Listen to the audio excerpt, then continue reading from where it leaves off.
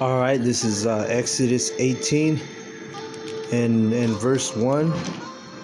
It says, when Jethro, the priest of Midian, Moses' father-in-law, heard of all that the Most High had done for Moses and for Israel, his people, and that Yahweh Bashem Yahushai had brought Israel out of Egypt, then Jethro, Moses' father-in-law, took Zipporah, Moses' wife, after he had sent her back.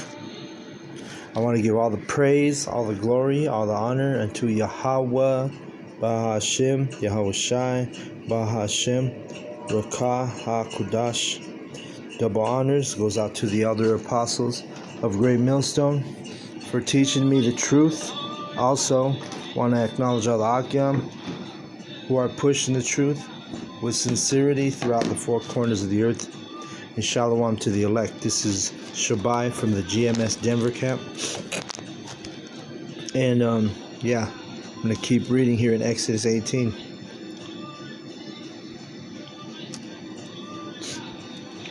And her two sons, he said, after he had sent her back, and her two sons, of which the name of one was Gershom, for he said, I have been an alien in a strange land. And the name of the other was Eleazar, for the Most High of my father said he was mine help and delivered me from the sword of Pharaoh. All right. So dealing with Jethro, Moses' father-in-law. Let's keep reading. And Jethro, Moses' father-in-law, came with his sons and his wife unto Moses into the wilderness, where he encamped at the mount of the Most High. All right. So when Jethro went to go speak to Moses, he went and seeked him out at the mount of the Most High. It says, and he said unto Moses, I, thy father-in-law Jethro, am come unto thee, and thy wife and her two sons with her. All right, and that's his daughter and his grandsons. And Moses went out to meet his father-in-law, and did obeisance, and kissed him, and they asked each other of their welfare, and they came into the tent. And you got to understand, this is after the deliverance of the Israelites out of Egypt. All right. So, well, let's read it. And Moses told his father-in-law all that Yahweh Bahashem Yahushai had done unto Pharaoh and to the Egyptians for Israel's sake, and all the travail that had come upon them by the way, and how Yahweh Bahashem Yahushai delivered them. And Jethro rejoiced for all the goodness which Yahweh Bahashem Yahushai had done to Israel, whom he had delivered out of the hands of the Egyptians. All right, so Jethro was happy to hear the report, hear about the deliverance. All right, and Jethro said, blessed be Yahweh Bashem Yahushai, who had delivered you out of the hand of the Egyptians and out of the hand of Pharaoh, who hath delivered the people from under the hand of the Egyptians. All right, so in verse 11, now I know that Yahweh Bashem Yahushai is greater than all gods, for in the thing wherein they dealt proudly, he was above them. Right, and that's the same thing that's going to come to spiritual Egypt, right? But right here it shows you, because Jethro, he's from the land of the Midianites, right? So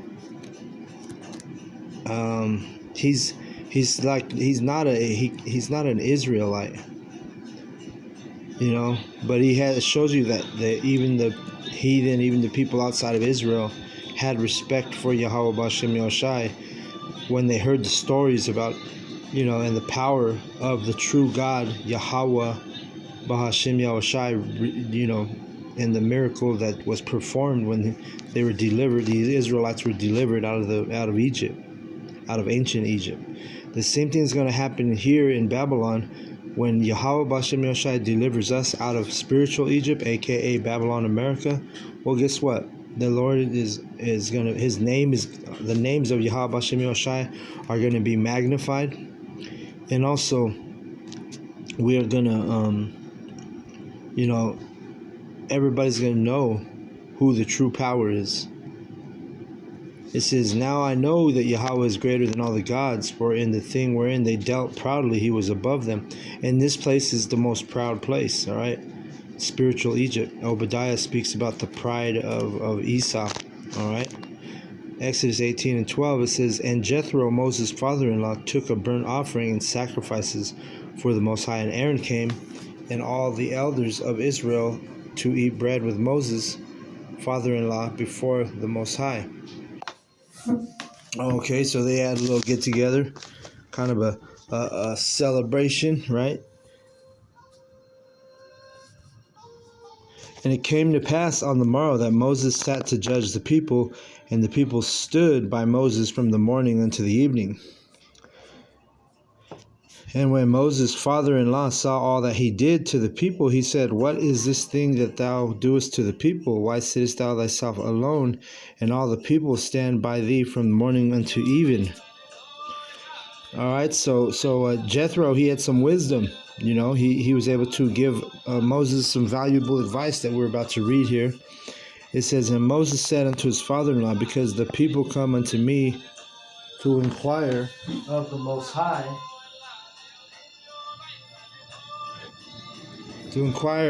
High, when they have a matter, they come unto me, and I judge between one and another, and I do make them know the statutes of the Most High and his laws.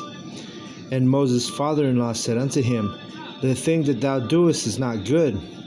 So Jethro saw what Moses did, and he was like, Man, you're overwhelmed, man. You got too much on your plate. You know, that he saw that. You know, because Moses, it said that they came. What does it say? They all the people stand by thee from the morning unto the even, meaning all day long. He was doing the work of the judge, right? Judging the people in all matters. Because you got to remember, you know, you got a lot of ignorant people that think that that we can't judge. You know, they're in that Tupac Shakur spirit, saying, "Oh, you know, only God can judge me," and this and that. But it says right here in Psalms 2:10, Be wise now, therefore, O ye kings, be instructed, ye judges of the earth. Okay, so we're the judges of the earth, all right? The men who learned this truth, the men who are set up to be the prophets, are the judges of the earth, okay?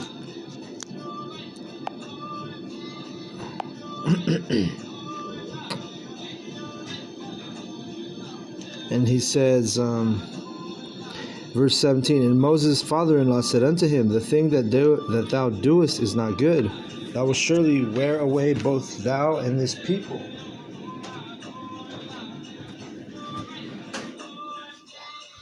Both thou and this people that is with thee, for this thing is too heavy for thee. Thou art not able to perform it thyself alone. Okay, so Jethro was making an observant. You know, he observed that Moses was the only judge, the only one helping with these matters. You know, first of all, judging the people and teaching the people, you know, the laws and statutes. And he made a good and wise observation that, hey, this is going to be a heavy burden, and it's going to wear him out. You know. And let's see what happens. Verse 19, Hearken now unto my voice, I will give thee counsel, and the Most High shall be with thee. Be thou for the people to the Most High word, that thou mayest bring the causes unto the Most High. Then thou shalt teach them ordinances and laws, and shalt show them the way wherein they must walk, and the work that they must do. Moreover, thou shalt provide out of the people able men. That's the key word, able men. Such as fear the Most High, men of truth, hating covetousness, and place such over them to be rulers of thousands and rulers of hundreds and rulers of fifties and rulers of tens. So he basically broke it down saying, hey, you need to get some help. You need to get some able men who can help you teach, who can help you do the judging, because that's going to be a huge burden. And you know, just like right now, you have Elder Apostle Tahar, who's the top guy of Israel, right? He would be like in Moses' position, right? What we're compared to what we're reading right now. But Elder Apostle Tahar, you know, he's not the one who, like, yeah, he oversees all of Israel, all of the, the GMS, the prophets, the teachers, but he's got men in camps who are leaders, heads of the camp, you know, because that's just too much of a burden for one man to be overlook and oversee and deal with every single event, incident, matter. So, it's pretty much physically impossible to just have one leader who does everything, you see. So Jethro, he had some wisdom, and he recommended and observed and told Moses, hey, you need to get some men to help. All right. And just like right now, like I say, Apostle Tahar, he oversees Israel, but he doesn't literally deal with every single camp as far as like right in a up close and personal matter. He leads us from YouTube. We watch him. We if he makes a decree, we follow his decree. But nonetheless, he has men who have helped him. Right? There's other camp leaders. There's other apostles who oversee certain things. And it's not that'd be too much of a burden if it was all up to Apostle Tahar to do all that. Right? So this is 2 Timothy 2:2. It says, and the things that thou hast heard of me among many witnesses, the same commit thou to faithful men who shall be able to teach others also. All right? So, yeah, we're committed, but we commit ourselves to faithful men who are able to teach others also. All right?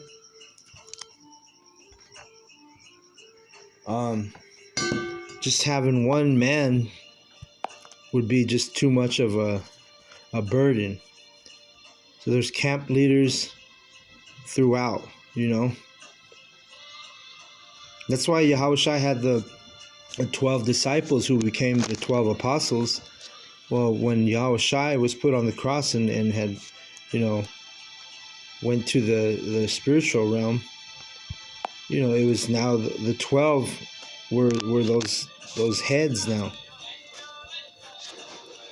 And those were the ones who were going out to all the different areas like Corinth, Colossians, Galatia, Greece, different parts of the Mesopotamian, or how do you say it, Mediterranean region.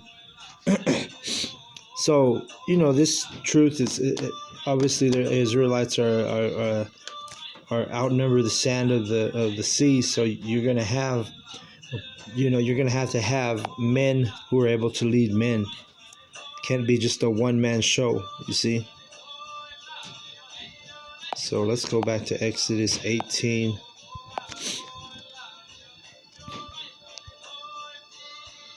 And it says here and I'll read 21 again real quick. It says, moreover, thou shalt provide out of all the people able men, such as fear the Most High, men of truth, hating covetousness, and place such over them to be rulers of thousands, and rulers of hundreds, rulers of fifties, and rulers of tens. And that's kind of same thing that we have with our order and our structure within GMS. All right, you got different heads of camps. You got heads of regions. And everything is delegated through those heads. And if you're in GMS, you'll have the wisdom and understanding and knowledge to know that you have to, get in line, get in order. You have to follow the order of the truth of the men who are set up. And at the end of the day, remember, Moses was set up by Yahweh, Bahashim Yahushai. And in today's age, Elder Apostle Tahar, Elder Apostle Gabar, Elder Apostle Aramlab, Elder Apostle Rakar, those men are all set up by Yahweh Bashem Yahushai. So, it's not set up by them. It's not that we're not the ones who just set them up or they set themselves up. No, Yahweh is the one who set up the order in the nation of Israel, is namely the prophets of GMS.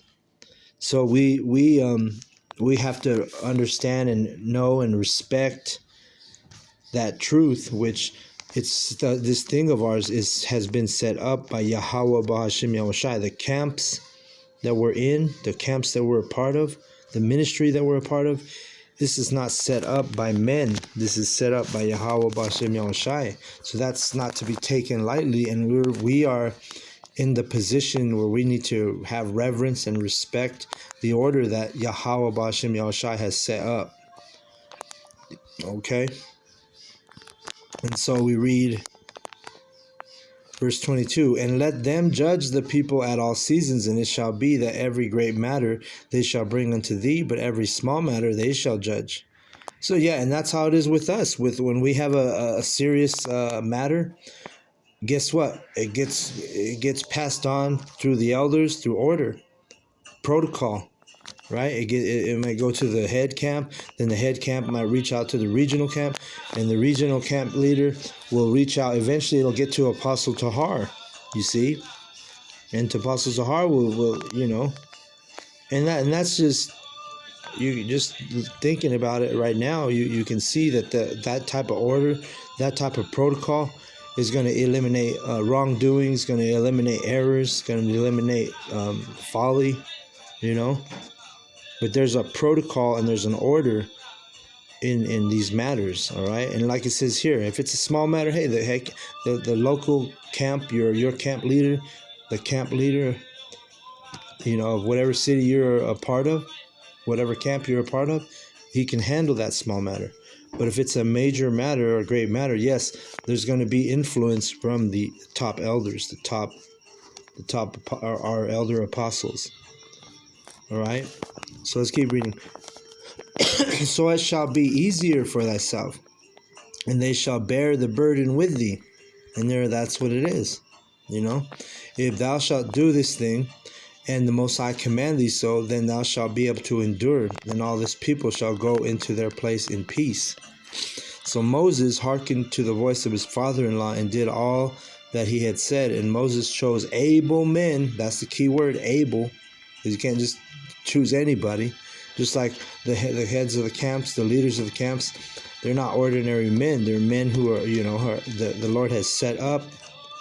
And there's a reason the Lord has put each one of the camp leaders and set them up as the leader of their particular camps. And Moses chose able men out of all Israel and made them heads over the people, rulers of thousands, rulers of hundreds, rulers of fifties, and rulers of tens. And again, remember, this is structure we're talking about. And we're rehearsing righteous acts, because you got to remember, we're going to be joint heirs with Yahweh B'Shem Yahushai. Even if you're not head of the camp and you're in a camp, because there's order in all the camps, we're rehearsing a righteous act here. We're rehearsing the order, because in the kingdom, we're going to be that governing body. So, it's just like an Esau system. He's got protocols, and they all have to follow the protocol, follow the lead of whoever's ahead of them. The same thing with Yahweh's righteous ministry. There's a protocol. There's a head. There's camp leaders. There's officers. There's second in command. There's third in command. So on and so forth. You see. So, this is rehearsing that righteous. Let's grab that real quick.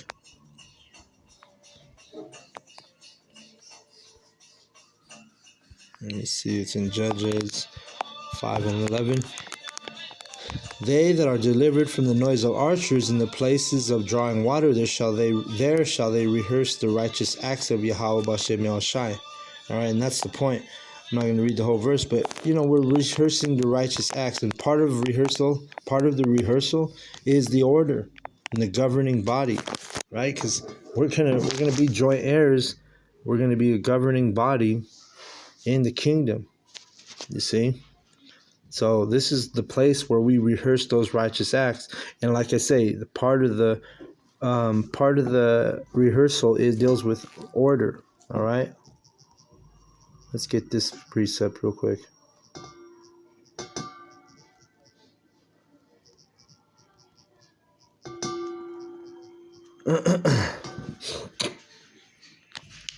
Let's go to 1 Corinthians 14:40. It says, let all, in the bottom of your screen, let all things be done decently and in order. You see that? So that's what we got to do as the men of Yahweh Bashem Yashai, decently and in order. You know? You don't go over the you got to respect the order too. You can't go, if there's a matter, you don't just, jump over the your camp leads. You don't jump over his head and go straight to one of the apostles. No, you do it by the protocol. You see.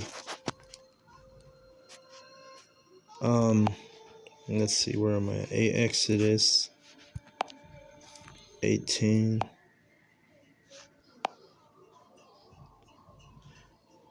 It says in verse 26, it says, and they judged the people at all seasons, the hard causes they brought unto Moses, but every small matter they judged themselves. And Moses let his father-in-law depart, and he went his way into his own land. All right? And so, that there was established an order. There was established some, to take the burden off of Moses, you see. Because like I said, if it was just Apostle Tahar dealing with all matters, you can understand how he would become overwhelmed. Any man would be, even though he's Apostle Tahar.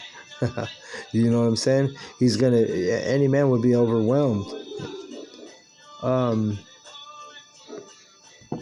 Let's see something real quick.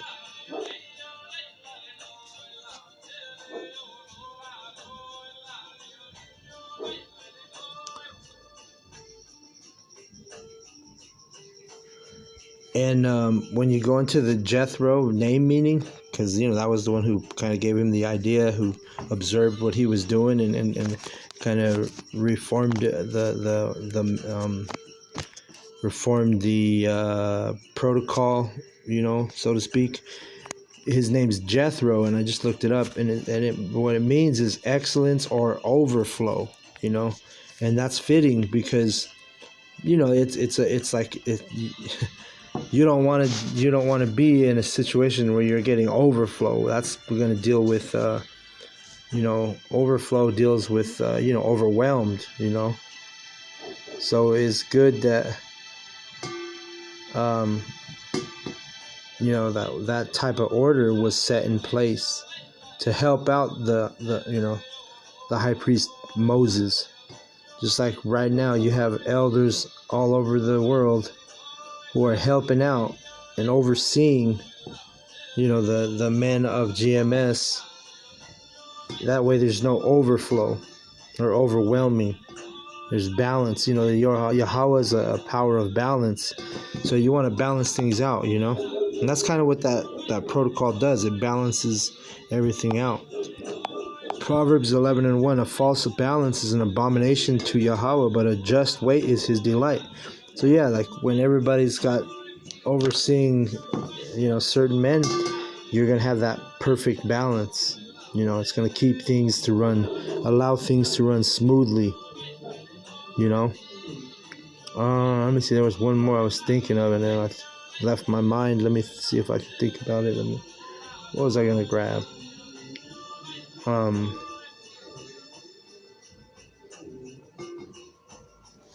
Oh shoot, I don't know. I was gonna grab one and that kind of slipped my mind, but that's all right. I'm gonna go ahead and close out on that. So with that, I want to give all the praise, all the glory, all the honor unto Yahweh, Bahashim, Yahweh. Oh yeah, it just came to me.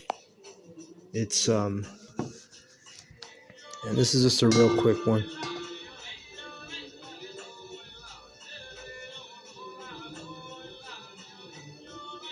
Because it's an important verse and it's an important thing. Let me go to Proverbs 27:23. It says, be thou diligently to know the state of thy flocks and look well to thy herds.